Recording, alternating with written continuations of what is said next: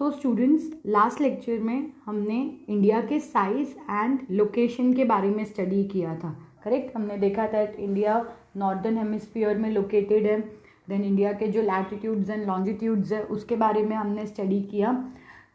Then उसके बाद हमने पढ़ा था about the size of our country. We saw that India is the 7th largest country in the world. India का जो साइज है, एरिया है, is 3.28 million square kilometres. And अगर हम उसको परसेंटेज वाइज देखने जाएंगे तो 2.4% एरिया इंडिया ऑक्यूपाई करता है वर्ल्ड का। देन उसके बाद हमने इंडिया के लैंड एंड वाटर बाउंड्रीज के बारे में पढ़ा था, करेक्ट। इंडिया के लैंड बाउंड्रीज कितने हैं? 15,200 किलोमीटर। और इंडिया की वाटर बाउंड्रीज कितनी है? 7,516.6 kilometres. Then we studied about that कि इंडिया का जो नॉर्दर्न पार्ट है वो किससे कवर्ड है? It is covered with the mountains. North west हो, नॉर्दर्न हो या नॉर्थ ईस्ट हो, वो पूरा पार्ट किससे कवर्ड है? It is covered with the mountains. Then we saw के इंडिया का जो अपर पार्ट है, मतलब जो नॉर्दर्न पार्ट है, वो वाइडर है। एंड जैसे जैसे हम साउथ के साइड जाते हैं इट बिकम्स टेपर, मतलब वो पतला होता जाता है, नैरो होता जाता है। And due to that reason it has divided a water body into 2 seas. एक है अरेबियन सी और दूसरा है bay of Bengal sea. Then उसके बाद हमने देखा था दैट गुजरात एंड अरुणाचल प्रदेश दोनों में कितना टाइम लैग है? 2 आवर्स का टाइम लैग है। तो टाइम को लेकर कन्फ्यूजन्स नहीं हो इसीलिए हम क्या करते हैं, स्टैंडर्ड मेरिडियन, दैट इज़ जो लाइन कहाँ से पास होती है? मिर्ज़ापुर, उत्तर प्रदेश, उस लाइन पर जो टाइमिंग है is considered as the standard time for the country, correct. Mirzapur का जो भी टाइम होगा वही टाइम पूरे कंट्री के लिए स्टैंडर्ड टाइम कंसिडर किया जाता है। सो ये अब तक हमने पढ़ा है। अब इसके बाद हम पढ़ेंगे about India and the world. I told you in the starting that हम पढ़ने वाले हैं कि इंडिया की पोजीशन को, या इंडिया जहाँ पर लोकेटेड है उसे इम्पॉर्टेंट पोजीशन क्यों कहा जाता है, why is it considered important. So let's see यहाँ पर हमें क्या दिया हुआ है। India and the world. The Indian land mass has a central location between the east and the west Asia. India is a southward extension of Asian continent. The trans-Indian ocean routes which connect the country to Europe in the west and the countries to the East Asia provides a strategic central location to India. Note that the Deccan Peninsula protrudes into Indian Ocean, thus helping India to establish close contact with West Asia, Africa and Europe from the western coast and with the southeast and East Asia from the eastern coast. No other country has a long coastline on the Indian Ocean as India has, and indeed it is India's eminent position in the Indian Ocean which justifies the naming of the ocean after it. So यहाँ पर हमें क्या दिया हुआ है कि अगर हम वर्ल्ड के उस पर देखें, कनेक्शन में देखें, तो इंडिया का जो पोजीशन है is considered as the central location because India जो है ईस्ट एंड वेस्ट एशिया के बीच में आता है, करेक्ट। इंडिया एशियन कॉन्टिनेंट का साउथवर्ड एक्सटेंशन है, दैट इज़ अगर इंडिया नहीं होता, अगर आप यहाँ पे देखते हो, सो ये जो पर्पल पार्ट है ये हमारा क्या है? This is the Asian continent. And ये इंडिया क्या है? India is the southward extension, मतलब अगर इंडिया नहीं होता तो एशिया समवेयर ओवर यहीं ख़त्म हो जाता, करेक्ट। एशिया को साउथ तक कौन लेकर जा रहा है? It is India. नेक्स्टली आप देख सकते हो कि east Asia and west Asia, that is ये जो वेस्टर्न पार्ट है और ये जो ईस्टर्न पार्ट है, इन दोनों को कनेक्ट करने के बीच में भी कौन आता है? इंडिया आता है। इसीलिए इंडिया के पोजीशन को इम्पॉर्टेंट कंसिडर किया जाता है। नेक्स्टली हमें क्या बताया हुआ है यहाँ पे, दैट इंडिया का जो लोकेशन है, ये लोकेशन इंडिया को हेल्प करता है कि हम अपने कॉन्टैक्ट्स जो है वो कंट्रीज़ के साथ क्लोजर रख सकते हैं। सी आज के टाइम पे तो वी हैव दी एयरवेज, हमारे पास एयरवेज है तो हम किसी भी कंट्री के साथ क्लोज कांटेक्ट रख सकते हैं। बट जब एयरवेज नहीं थे तो land routes and water routes, ये दो ही रास्तों, मतलब लैंड एरिया एंड वाटर, सिर्फ यही 2 वेज थे जिससे हम एक प्लेस से या एक कंट्री से दूसरी कंट्री जा पाते थे। सो इसीलिए अगर हम एंशियंट टाइम में भी देखें तो इंडिया को इम्पॉर्टेंट इसीलिए कंसिडर किया गया है बिकॉज इंडिया के land routes and sea routes जो है वो ज़्यादा कंट्रीज़ के साथ कनेक्टेड भी है एंड इंडिया जो है वो सेंट्रल पार्ट में भी आता है। ओके, सो यहाँ पे हमें बताया है कि वेस्टर्न कोस्ट से अगर हम देखें तो वेस्ट एशिया, अफ्रीका और यूरोप, इनके साथ इंडिया कनेक्शन बनाकर रख सकता है। एंड अगर ईस्टर्न कोस्ट से हम देखें तो south east and east Asia, हम लोग इनके साथ भी कांटेक्ट बना सकते हैं। देन उसके बाद हमें क्या बताया है कि इंडिया के अलावा कोई भी ऐसी दूसरी कंट्री नहीं है जिसका इतना लॉन्ग कोस्ट लाइन हो इंडियन ओशन में। That is the reason that we can say that इस ओशन को भी किसका नाम दिया गया है, इंडिया का, and it is called as Indian ocean. And इसका मेजर रीज़न क्या हो सकता है, the long coast line. Correct, हमारा जो कोस्ट लाइन है, हमारा जो दरिया का जो किनारा है, या वी कैन से दैट कि हमारा जो कोस्ट लाइन है वो बहुत ज़्यादा एरिया ऑक्यूपाई करता है and that is the reason the ocean is named after our country. यहाँ पे हमें बस इंडिया का मैप दिया हुआ है, तो यहाँ पर we have already seen this map. यहाँ पे हमें दिस इज़ दी मिर्ज़ापुर वाला लाइन स्टैंडर्ड मेरिडियन है, यहाँ का जो टाइम है is considered as the standard time. Then उसके बाद हमने देखा this is the longitudinal extent and latitudinal extent. Then यहाँ पर आप देख सकते हो Arabian Sea, Bay of Bengal Sea, फिर ये है हमारा कोस्ट लाइन, ये पूरा क्या है हमारा कोस्ट लाइन है, it is around 7516.6 kilometre. Okay, आगे कंटिन्यू करते हैं, इंडिया के वर्ल्ड के साथ कैसे रिलेशनशिप्स हैं। India's contact with the world have continued through the ages, but her relationship through the land routes are much older than her maritime contacts. Okay, क्या बताया हुआ है यहाँ पे कि इंडिया का जो कॉन्टैक्ट है विद द वर्ल्ड वो काफ़ी पहले से है, तो फ्रॉम द एंशियंट टाइम, बहुत पहले से है। बट एक चीज़ यहाँ पे हमें क्लियर कही है दैट हमारे relationship through the land routes are much older than her marine time contacts. That is हमारे जो लैंड रूट्स के कनेक्शन है वो ज़्यादा पुराने हैं एंड ये जो वाटरवे के कनेक्शन है ये बाद में एस्टैब्लिश हुए हैं।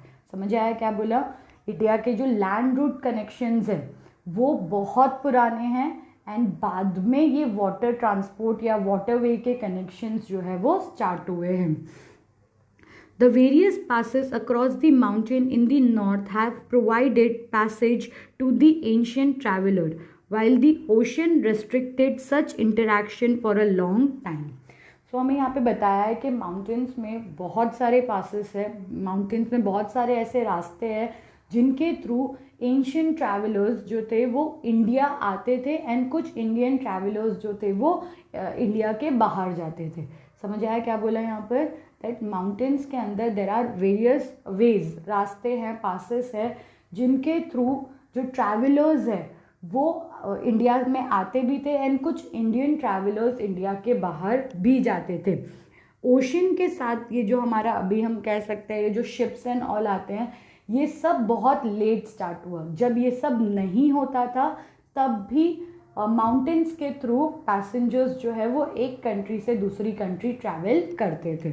समझ आया क्या बोला हुआ है इस पैराग्राफ में, हमें बस इतना बताया है दैट इंडिया के जो लैंड रूट कनेक्शंस है वो बहुत पहले से है एंड ये जो वाटर कनेक्शंस है ये बाद में इमर्ज हुए। समझ आया, what is said over here that India के जो लैंड रूट कनेक्शंस है वो बहुत पहले से स्टार्ट है, ठीक है, एंड ये जो वाटरवे कनेक्शंस है ये बाद में आए हैं। जब हमारे पास ये शिप्स वगैरह नहीं थे या ओशन के साथ हमारा इतना ट्रैवलिंग नहीं था तब भी बहुत सारे पैसेंजर्स इंडिया से बाहर और बाहर के पैसेंजर्स इंडिया तक आते थे एंड वो कैसे आते थे, through the mountains, through the land route. Okay, These routes have contributed in the exchange of ideas and commodities since ancient times. Okay, क्या बताया हुआ है कि जब हम एक कंट्री से दूसरी कंट्री ट्रैवल करते हैं, करेक्ट, अगर हम किसी कंट्री में गए या कोई हमारी कंट्री में आया तो क्या होता है, इससे कल्चरल एक्सचेंजेस होते हैं।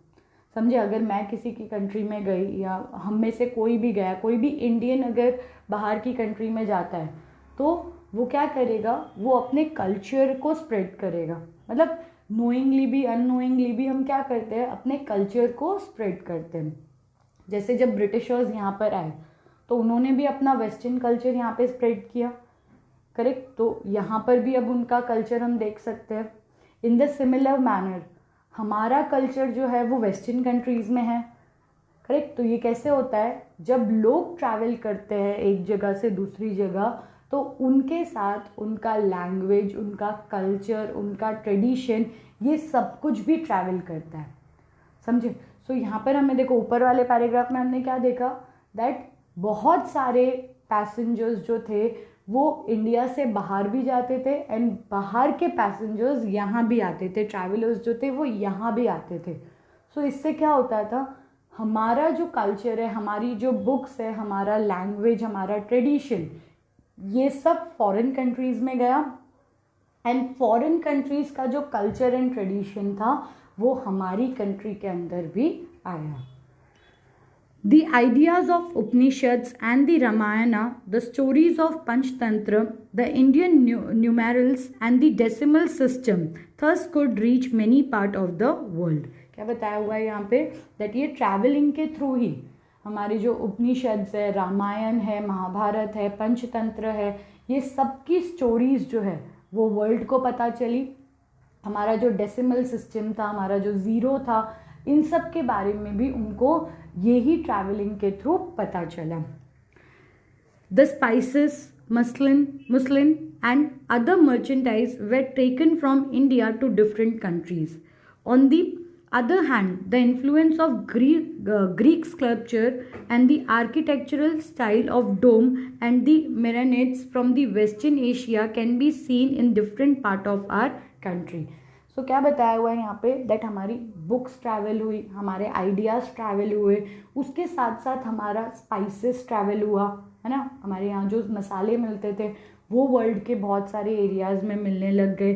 देन उसके बाद हमारे जो क्लॉथ थे, कॉटन, सिल्क, मसलिन, ये सब क्लॉथ भी बाहर हमको मतलब बाहर जाने लगे, वर्ल्ड को मिलने लगे, करेक्ट। हमने कंट्रीब्यूट भी किया। इसके साथ साथ में सिर्फ हमने दिया नहीं, हमारी कंट्री में बहुत सारी चीज़ें आई भी, करेक्ट। यहाँ पे हमें बताया है दैट जो डोम का स्ट्रक्चर है, जो हम लोग जो बिल्डिंग्स वगैरह बनाते हैं उसमें जो डोम्स बनाते हैं, ये हमारा स्टाइल नहीं था, ये किसका स्टाइल था, this was the Greek style जो हमारे कंट्री के अंदर आया, समझ आया। सो यहाँ पे क्या बताया हुआ है हमें, दैट जब हम ट्रैवल करते हैं from one country to other या वन प्लेस टू अदर, तो ट्रैवलिंग के साथ में हमारा कल्चर जो है वो भी एक्सचेंज होता है, हमारी लैंग्वेज एक्सचेंज होती है, हमारे आइडियाज़ एक्सचेंज होते हैं एंड ये सब ट्रैवलिंग के थ्रू ही हमारे स्पाइसेस, हमारे क्लोथ, हमारा टेक्सटाइल जो था, देन उसके बाद हमारे जो आइडियाज़ थे, हमारी जो बुक्स थी, वो सब वर्ल्ड के हर एक कॉर्नर में पहुंची। प्लस वर्ल्ड में जो चीज़ें चल रही थी वो सब हमारी कंट्री के अंदर आया, करेक्ट। तो यहाँ पे हमें क्या बताया था इन शॉर्ट, दैट इंडिया के वर्ल्ड के साथ कैसे कनेक्शंस पहले थे। Clear students, okay. अभी नेक्स्ट पार्ट आता है India neighbour.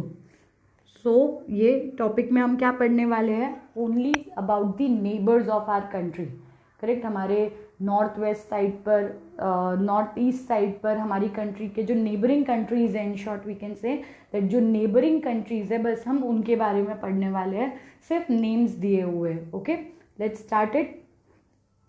India occupies an important strategic position in South Asia. India has 29 states and 7 union territories. क्या बताया हुआ है यहाँ पे, दैट इंडिया का जो पोजीशन है in the south east Asia is very important. India में टोटल 29 स्टेट्स हैं एंड 7 यूनियन टेरिटरीज हैं। India share its land boundary with Pakistan and Afghanistan in the northwest, China, Nepal and Bhutan in the north, and Myanmar and Bangladesh in the east. सबसे पहले हमें किसके बारे में बताया हुआ है, अबाउट द लैंड बाउंड्रीज, के इंडिया लैंड बाउंड्रीज कौन सी कंट्रीज के साथ शेयर करता है। तो यहाँ पे हम मैप के थ्रू इसको देखेंगे। दैट इंडिया अपनी लैंड बाउंड्रीज जो है वो नॉर्थ वेस्ट साइड पर, ये कौन सा साइड है, नॉर्थ वेस्ट साइड है, नॉर्थ वेस्ट साइड पर इंडिया अपनी बाउंड्री शेयर करता है विद पाकिस्तान एंड अफगानिस्तान। किसके साथ शेयर करता है, पाकिस्तान एंड अफगानिस्तान के साथ। देन उसके बाद आप आ जाओ इन द नॉर्दर्न पार्ट, तो नॉर्दर्न पार्ट में इंडिया अपनी बाउंड्री शेयर करता है विद नेपाल एंड चाइना। किसके साथ शेयर करता है, विद नेपाल एंड चाइना। ये कहाँ पर हमने देखा, नॉर्थ में। एंड लास्ट आता है हमारा ईस्टर्न साइड, तो ईस्टर्न साइड में इंडिया अपनी बाउंड्री शेयर करता है विद भूटान एंड बांग्लादेश। किसके साथ शेयर करता है, with Bhutan and Bangladesh, correct, Bhutan Bangladesh in the east, then उसके बाद Nepal and China in the north and Afghanistan and Pakistan in the north west. ये तो हमारी कौन सी बाउंड्रीज है, this are our north boundaries. यहाँ पे हमने वही पढ़ा ना, दैट इंडिया अपनी बाउंड्रीज शेयर कर रहा है द नॉर्दर्न बाउंड्रीज। देखो यही लिखा हुआ है दैट नॉर्थ वेस्ट में इंडिया अपनी बाउंड्रीज किसके साथ शेयर कर रहा है, with Pakistan and Afghanistan. Then उसके बाद नॉर्थ में it is sharing with China, Nepal and Bhutan, sorry मैंने एक गलत बता दिया था वहाँ पे। एंड ईस्ट में it is sharing with Myanmar and Bangladesh. Okay, ये हमारे कौन से नेबर्स हुए, दी नॉर्दर्न नेबर्स। देन उसके बाद आता है the southern neighbours. Our southern neighbours across the sea consist of 2 island countries. हमारे जो सदर्न नेबर्स है वो कहाँ पर है, basically in the southern part, and ये बेसिकली 2 आइलैंड्स हैं। देखते हैं कौन से हैं, श्रीलंका एंड मालदीव्स। ये एक है श्रीलंका और दूसरा है मालदीव्स। ओके, लेट्स सी इसके बारे में हमें क्या दिया हुआ है। Sri Lanka and Maldives, Sri Lanka and Maldives. Sri Lanka is separated from India by a narrow channel of sea formed by Palk Strait and the Gulf of Mannar, while Maldive Island are situated to the south of Lakshadweep Islands। क्या बताया हुआ है हमें, that Sri Lanka जो है वो India से separated है बाय अ स्ट्रेट लाइन। यहाँ पे आप देख सकते हो, दिस इज पाल्क स्ट्रेट, इससे सेपरेटेड है। वेरेज अगर हम देखेंगे तो मालदीव्स जो है, Maldives lies in the south of Lakshadweep, correct. ये हमारे 2 साउदर्न नेबर्स है जो कहाँ पर लोकेटेड है, सी में। दोनों ही आइलैंड्स हैं, पहला कौन सा है, श्रीलंका, दूसरा कौन सा है, मालदीव्स। श्रीलंका कहाँ पर लोकेटेड है, in the southern part of our country, main land से जस्ट नीचे है। एंड मालदीव्स कहाँ पर लोकेटेड है, to the south of Lakshadweep. Clear. India has had strong geographical and historical links with her neighbors। Okay, यहाँ पे अभी बस हमें क्या बताया है, दैट अगर हम हिस्ट्री देखेंगे तो इंडिया के जो लिंक्स है अपने नेबर्स के साथ काफ़ी स्ट्रॉन्ग रहे हैं हमेशा से। एंड बस इसी के बारे में हमें इस चैप्टर में बताया हुआ है। ओके, सो जस्ट एक बार मैप गो थ्रू करना, बिकॉज इसमें से क्वेश्चंस आते हैं, नेबर्स मार्क करने के लिए आते हैं, करेक्ट। यहाँ पे जो हमने जो लैंड नेबर्स पढ़े और जो सी नेबर्स पढ़े, वाटर नेबर्स, उनके बारे में थोड़ा एक बार देख लेना कि कौन सी कंट्री कहाँ पर लोकेटेड है। प्लस ये जो स्टेट्स लोकेटेड है, ये स्टेट्स भी कहाँ कहाँ पर है वो सब चेक कर लेना, ठीक है, मैप्स के थ्रू, क्योंकि एग्जाम में 6 मार्क का मैप आता है, उसमें ये सब चीज़ें आ सकती हैं। Okay, thank you students.